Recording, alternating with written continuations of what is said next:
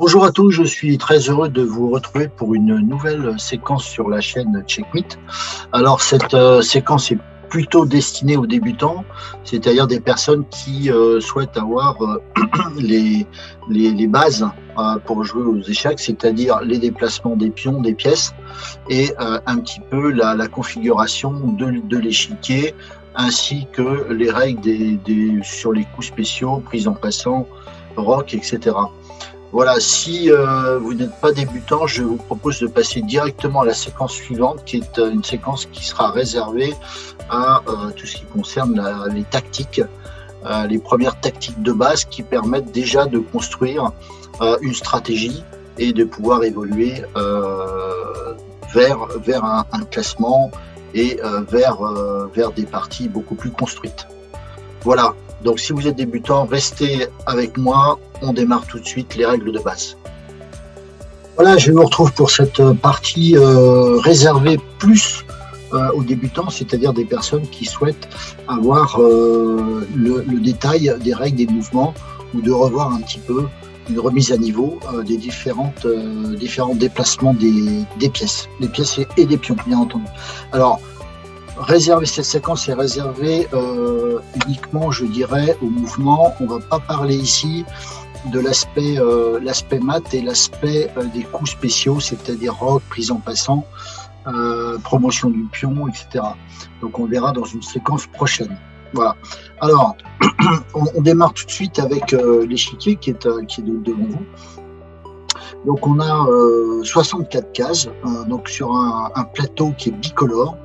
Donc on a toujours deux couleurs, en général une couleur foncée et une couleur claire.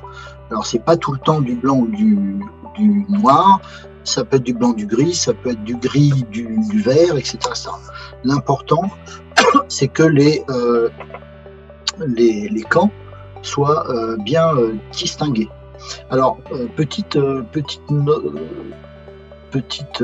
commentaire important, c'est la notation des pièces d'une part, et puis la notation sur l'échiquier. Alors, vous voyez qu'on a des lignes et des colonnes. on a des lignes, donc il y en a 8, des colonnes, il y en a 8. Et on va noter les colonnes par des lettres, de A donc à H, et les lignes de 1 à 8. Donc on commence toujours dans la notation par la partie qui est en bas, c'est-à-dire que le A1 se trouve en bas et à gauche, et le H8 se trouve en haut et à droite. Alors, en général, par convention, quand on démarre une présentation, on met les pièces blanches en bas et les pièces noires en haut, mais c'est pas évidemment une obligation, puisqu'en fonction de là où on est, on peut échanger l'ordre, c'est-à-dire les noirs en haut ou les blancs en bas et inversement. Donc on a typiquement, si j'affiche maintenant l'ensemble des pièces sur l'échiquier sur une position de départ, voilà, donc on a l'ensemble des pièces bien positionnées. Alors à noter qu'on positionne bien les pièces en mettant une case blanche, très important, en bas et à droite. Vous verrez que pour les noirs c'est pareil, si on retourne l'échiquier, on a bien une case blanche en bas et à droite. Ça c'est important. Et vous verrez aussi par la suite que on a toujours la reine qui est mise sur sa couleur. Donc reine blanche, case blanche, reine noire, case noire. Voilà. Donc ça permet de voir très rapidement si le jeu est bien placé. Alors, sur le déplacement des pièces, donc j'irai relativement vite, mais en essayant de détailler la totalité des mouvements.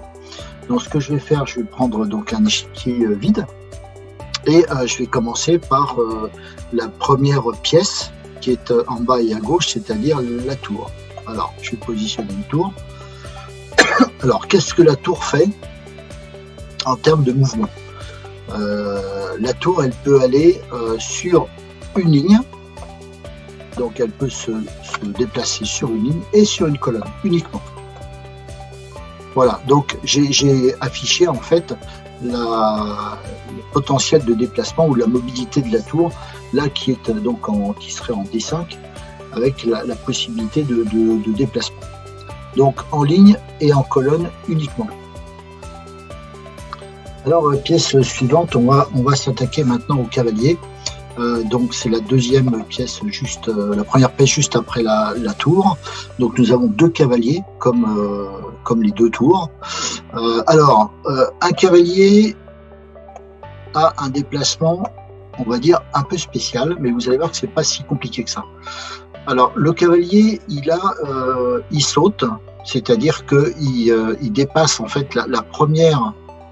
le premier cercle qui est autour de lui. Alors je vais ici le repérer par des ronds pour dire que effectivement c'est comme si une haie entourait le cavalier. Et la particularité du cavalier, c'est qu'il saute par-dessus la haie et il va directement atterrir sur une case qui n'est pas de sa couleur d'origine. C'est-à-dire que là, en fait, il est sur une case blanche, d'accord, donc il est en D5 et il va sauter par-dessus cette haie et il va atterrir sur une case noire. C'est-à-dire qu'il va atterrir là, d'accord, il peut aller ici, il peut aller là, case noire, case noire, case noire, case noire, encore une fois, ici et ici. Donc on voit que le cavalier a 8 possibilités de déplacement à partir de sa case d'origine. Donc ce qui est intéressant de voir, c'est que le cavalier change de couleur à chaque coup. C'est-à-dire dès qu'il se déplace, il change de couleur. Donc il ne reste jamais sur sa couleur. Typiquement, ici, donc il va pouvoir aller ici, case noire. Ensuite, il va retourner sur une case blanche, puisqu'il va sauter par-dessus sa haie, et il va atterrir sur une case qui n'est pas une case noire, une case blanche, etc. Voilà, donc finalement le parcours du cavalier n'est pas si compliqué que ça. Il suffit d'avoir cette règle en tête. Et on a un mathématicien qui s'appelle Euler et qui a démontré que le cavalier pouvait aller sur toutes les cases d'un échiquier sans repasser sur la même case. Donc je vous laisse regarder un petit peu cet algorithme qui est assez intéressant et qui permet donc de faire en sorte que le cavalier puisse se déplacer sur l'ensemble des cases de l'échiquier. Voilà, donc ça c'est pour le cavalier. On va se déplacer un petit peu plus et on va arriver au fou. Alors le fou, le fou c'est le nom français, sinon en anglais c'est bishop, donc le terme évêque en français si on traduit. Donc c'est l'ancien mot, l'ancien terme utilisé. La particularité du fou, c'est que vous avez un fou noir et un fou blanc. D'accord ? Donc ça veut dire que le fou noir reste toujours sur sa couleur noire, puisque son déplacement, c'est un déplacement en diagonale uniquement. C'est-à-dire ici, là, alors je donne cet exemple pour là en E5, là et là. D'accord ? Le fou blanc, lui, pareil, déplacement en diagonale, mais sur, évidemment, que des cases blanches. Voilà. Donc les fous ont un déplacement assez intéressant. Vous verrez que les deux fous ensemble peuvent être extrêmement puissants, puisqu'en fait ils peuvent bloquer toute une rangée ou toute une diagonale, typiquement pour bloquer le roi et pour faire un mat.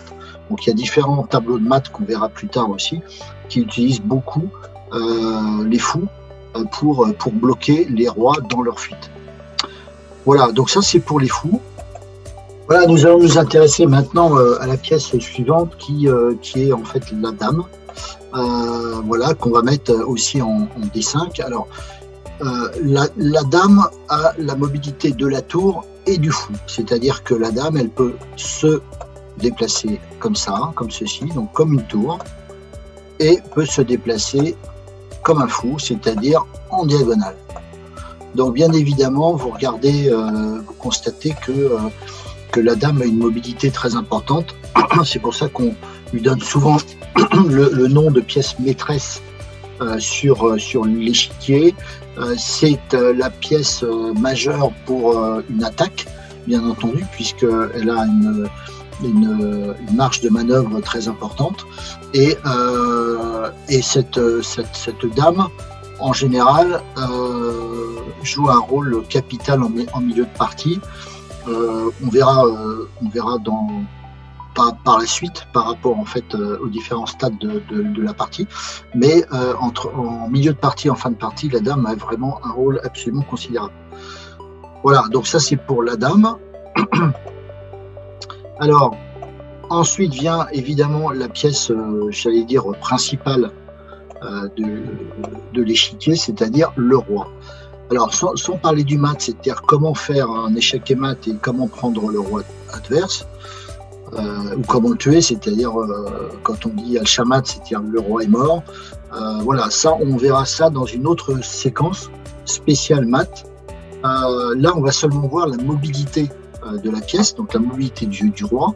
Alors, c'est très simple, c'est comme la reine, sauf que le roi n'avance que d'une seule case. Donc, ça veut dire que le roi, pareil, a toutes les mobilités, c'est-à-dire en fait les mobilités à gauche, à droite, devant, derrière et sur les diagonales, mais d'une seule case. Donc, puissance de frappe locale, on va dire, et par contre, limitation au niveau de son déplacement, puisque bien évidemment, un roi qui se trouve ici va mettre un petit bout de temps pour arriver ici. D'accord? Alors que la reine, elle aura, en un seul coup, elle peut arriver sur cette case-là. Voilà, donc ça c'est le déplacement du roi. On aura donc par cette séquence en fait, on aura vu en fait la totalité des déplacements des pièces. Donc je parle des pièces bien évidemment, et donc les pièces qui se trouvent sur la colonne 1, sur la ligne 1 pardon, et la ligne 8 pour les noirs. Alors maintenant, on va finir par le petit pion. Alors quand on dit petit pion, on dit toujours que c'est une petite pièce de l'échiquier, mais il y a de grands joueurs comme Philidor qui ont considéré que le pion était la pièce principale du jeu. Donc, alors comment se passe le déplacement du pion? Alors, je vais vider l'échiquier, je vais considérer par exemple le pion ici sur la ligne D. Et première chose, c'est comment le pion peut se déplacer au démarrage. Alors quand on dit au démarrage, c'est-à-dire le premier coup de ce pion.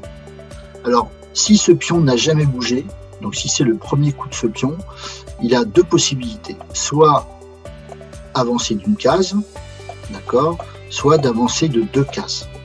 Voilà, ça c'est son mode de mobilité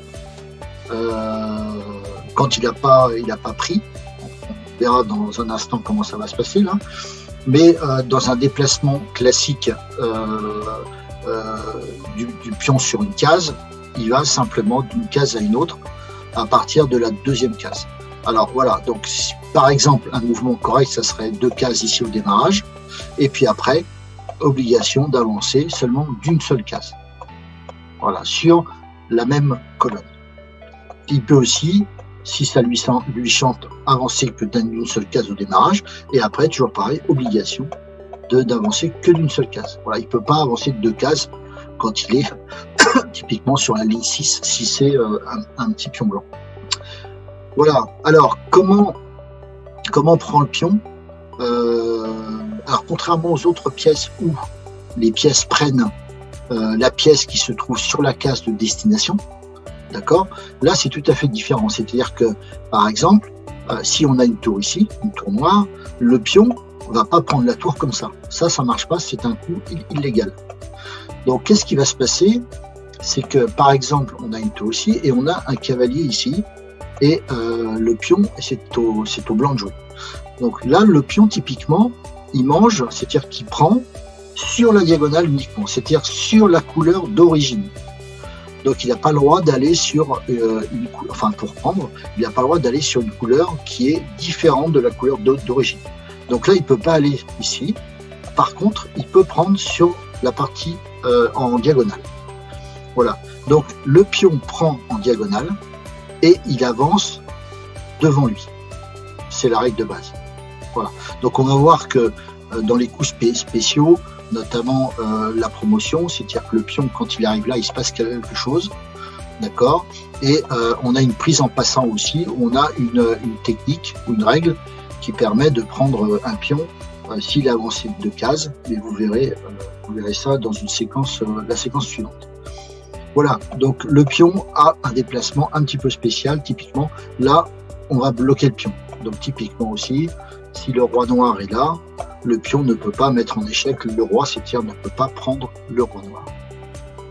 Voilà, donc on a fait le tour de l'ensemble des différentes pièces. Je vais les remettre sur l'échiquier. Dans une séquence, la prochaine séquence, on va parler un peu plus des coups spéciaux, qui sont des coups à connaître, bien évidemment, comme le roc, la promotion du pion, prise en passant, etc., qui vont vous permettre d'avoir le maximum d'informations, le maximum de règles pour commencer une partie. Pour l'instant, on n'a pas commencé de partie, et je ne vous ai pas dit quelle était la finalité du jeu d'échecs, c'est-à-dire la prise du roi avec l'échec et mat. Voilà, donc ça, je vous en parlerai aussi dans la séquence suivante. Voilà, merci et à très bientôt. Au revoir.